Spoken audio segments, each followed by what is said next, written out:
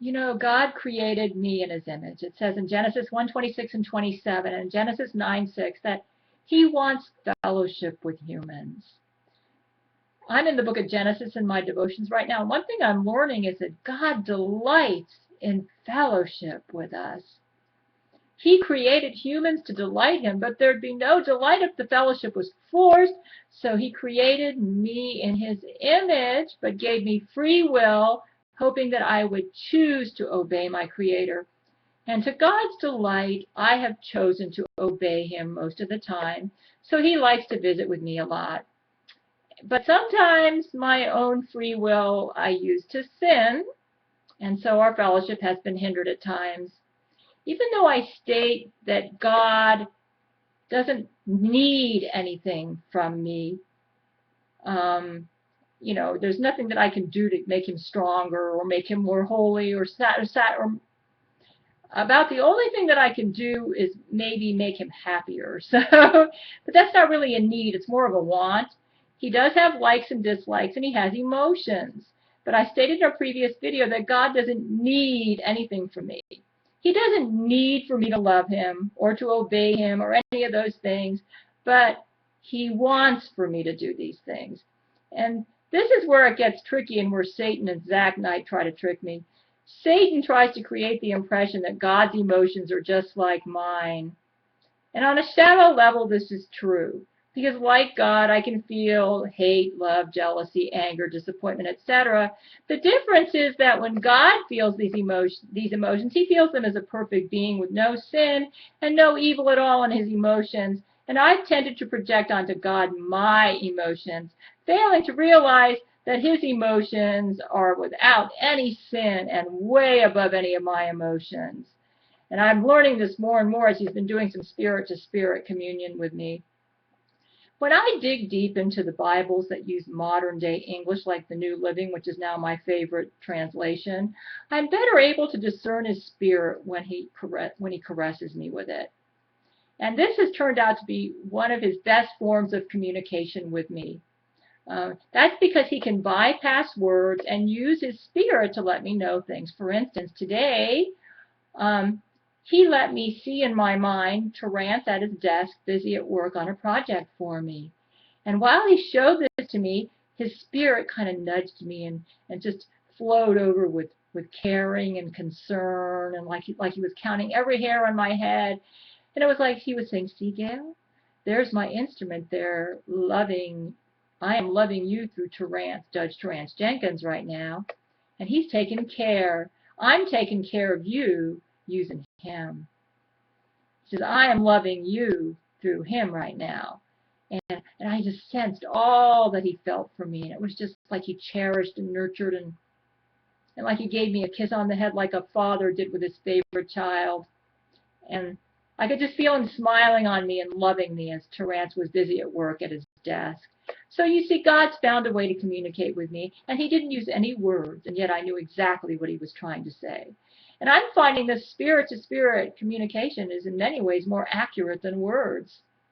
And I believe that in the millennium and in heaven, this will probably be his primary way to communicate with his creatures, with us humans up there. You know, God, realizing that I can relate to his emotions, has tried to use words through the Bible as I read it. And when he's communicated with me through Skype, and where Brent writes it down when Jesus talks to him this past year, and he's tried to use words that I can understand, and therefore he's used some hip and modern language.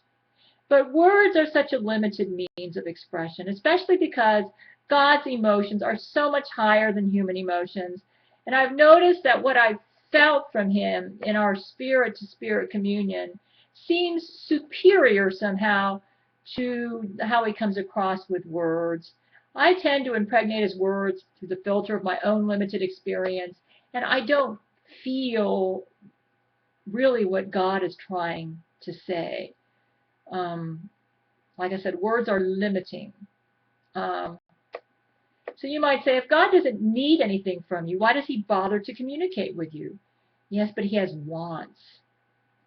See, Zach Knight tries to confuse God's wants with God's needs. He'll have God come across to me as somebody who needs me to love him, who needs me to obey him.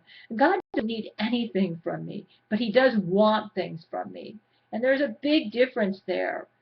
He wants to have fellowship with me without sin. Just like I believe he wants all humans to live and go to heaven. And he wants to remove all sickness and sin from me right now. But he doesn't need for any of this to happen. Jesus didn't need to go to the cross for me. He wanted to go to the cross for me. In fact, when I asked him if he died naked on the cross, he said he died butt naked, and then he'd do it all over again if he had to. This is something he wants to do because he loves me so much. He doesn't need anything from me, but he wants things from me.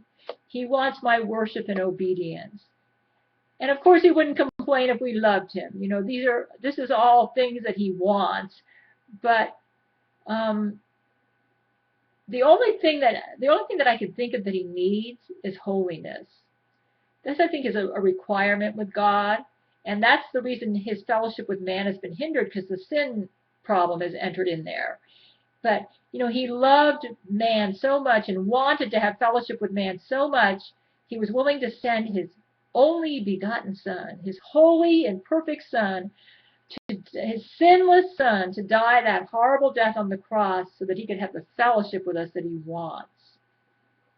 You know, it's just, you might say, well, he must need it. He wants it badly, almost like a need, but not quite a need. Because if it was a need, then he would allow, I think, every human to go to heaven. What he needs is holiness. And he satisfied that holiness by the blood that Jesus shed on the cross for our sins. He wants fellowship with all of us. So, you know, Zach Knight tries to make it like Jesus needs me, when really he just wants for me to love him and obey him and worship him above everything. So it's kind of, right now I'm trying to use words to just describe God's Spirit with me, and it's hard. I will say this, that God doesn't see me as a sinner.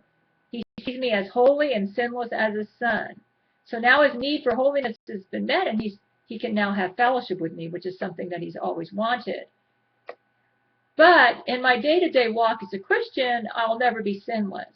And every day, as I spend time with Jesus in his word and obeying him and dealing with sin in my life as he points it out, and, you know, putting it aside and trying to follow him and obey him the best I can, and letting him do it through me. In other words, he's the one who has to be holy. I can't do it. I just need to abide in him. And as long as I'm abiding in him, then his Spirit works through me to help me to become more and more like him. My Utmost for His Highest by Oswald Chambers really describes very well what it's like to abide in Jesus. And I guess the secret is to always be open to truth when he shows it to you, to be willing to obey him in everything, and to be willing to put aside our preconceptions about him. I think we all have preconceptions. I know I have. And always to have an open heart to the truth. And eventually, you know, if we do this, then we become more and more like him, and he's able to have his Spirit commune with us more. And it's just really been thrilling for me to feel his Spirit, like I said. But I just wanted to emphasize that the closer I get to him, the more I realize that there is not an ounce of sexual feeling in his Spirit towards me. When I have this Spirit-to-Spirit communion with him, and I'm getting better at telling the real Jesus from Zach Knight, I don't sense any sexual feelings there at all. It's, I guess you might describe it as, it's kind of like his Spirit fuses, he fuses his Spirit with mine, and I sense a vast love spreading outward and outward to envelop the entire human race, and then it turns around whipping like a billow, drowning me with warmth and love. And if I even tried to add sexual feelings into this, his real Spirit would pull back as if the physical sexual feelings intruded, into the vastness of his spirit, as if to say that he can't limit his emotions to a human physical expression. He's got to spread his feelings outwards to embrace the entire universe, and then allows me to share in that vastness. And this vastness surges past stereotypes, is not limited in its musical expressions, soars across denominational lines, and embraces all who have hearts for love and truth.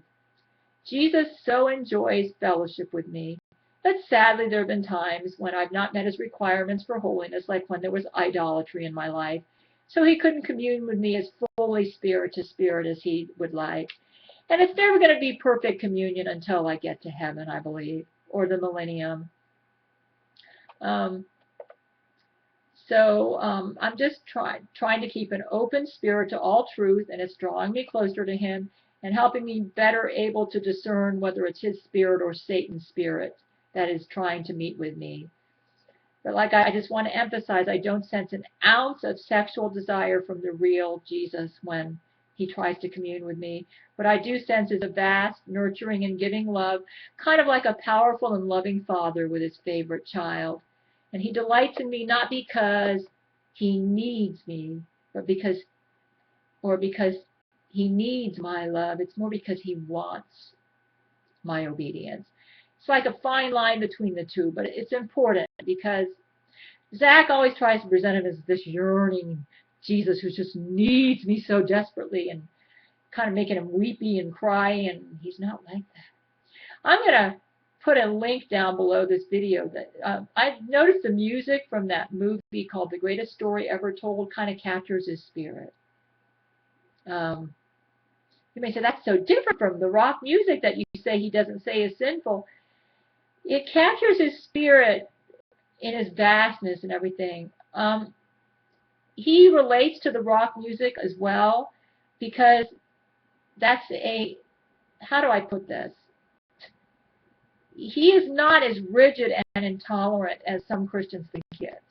And he relates, like I said, he isn't limited to one musical form of expression. Any heart that is open to truth and honor and love, he will honor, regardless of what form of musical expression they try to use. And like I said, I've used very poor words to describe what I want to say.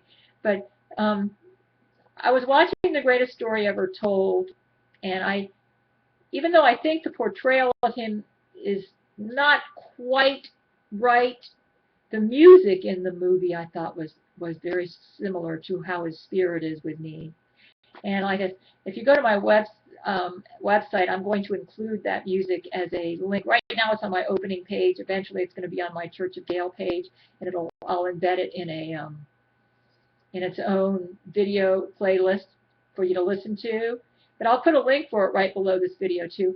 The music from The Greatest Story Ever Told kind of is like what his spirit is like with me. It's close, really close.